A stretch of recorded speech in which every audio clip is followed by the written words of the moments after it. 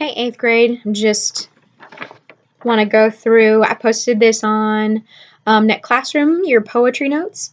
So I just want to go through after you've taken your notes, or you can play this while you have the sheet out, just so you can make sure you have down the notes that you will see, or the words and the terms and the information that you'll see again, okay? So on the front, the first thing that you see on there is rhythm and meter. That's where your first focus needs to be, okay? So it talks about rhythm is kind of the repetition of sounds, okay? It's kind of the sing-song quality that a poem has. And that rhythm is created by meter. So it tells you on there that meter is a pattern of stressed and unstressed syllables. So we're going to talk about that more as we read different poems. And we'll talk about the 4 basic patterns as we read those poems, okay?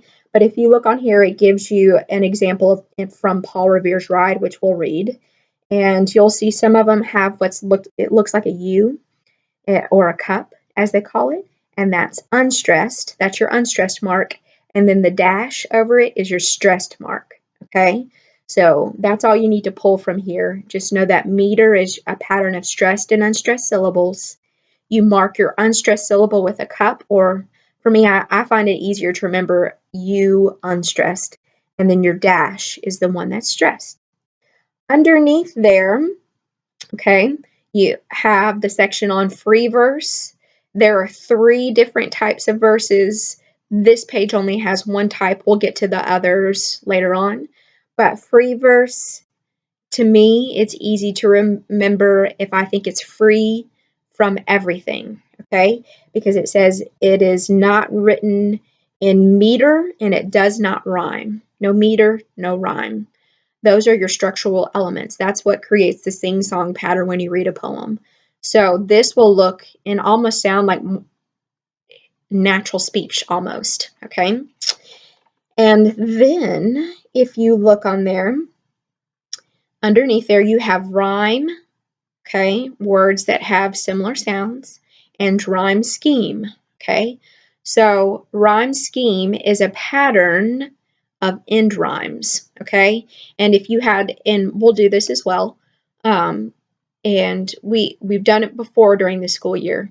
If I ask you to create a rhyme scheme for a poem, you're looking at the pattern of end rhymes, which are words at the end of a line that rhyme. And then to create your rhyme scheme, you assign them letters of the alphabet, okay? So we'll practice that. I'm just going through the terms right now. And then once we have the terms, then we'll apply them to the poems that we read, okay?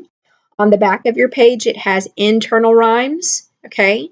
So these are rhymes that occur within the same line of poetry, not separate lines, but within the same line of poetry. And then underneath there, you see in bold approximate rhymes, near rhymes, all of those. You won't need to know those, so don't worry about them, okay?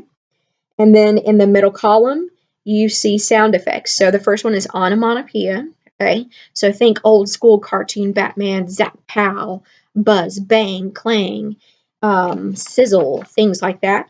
And then the next 2 are opposites of one another. So you have alliteration and assonance, okay? Alliteration is the repetition of consonant sounds. So say in one line of poetry, out of 10 words, you have 6 that start with B, okay? That is alliteration.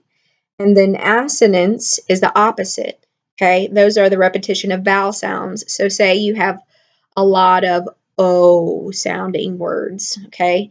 It would be your repeating vowel sounds, okay? And then the last little section you have on here, you don't need to write down periods and commas. You know what those are. But what I do want you to know from that section is when you read poetry, the punctuation is what causes you to pause, not the end of a line of poetry. So when you read a poem, your author intends you to read it correctly, so it has the correct rhythm, okay? So if there's punctuation like a comma or a period, your author expects you to pause, okay? If there's no comma at the end of a line, then don't pause at the end of the line. Keep on going, okay? So that's the important little section, or the important thing out of the last section. And that's a quick overview of your poetry notes. But remember, the big thing with these terms is getting their definition down, and then we're going to take these words and apply them to the poems that we read each week. We'll probably read like 2 a week, okay?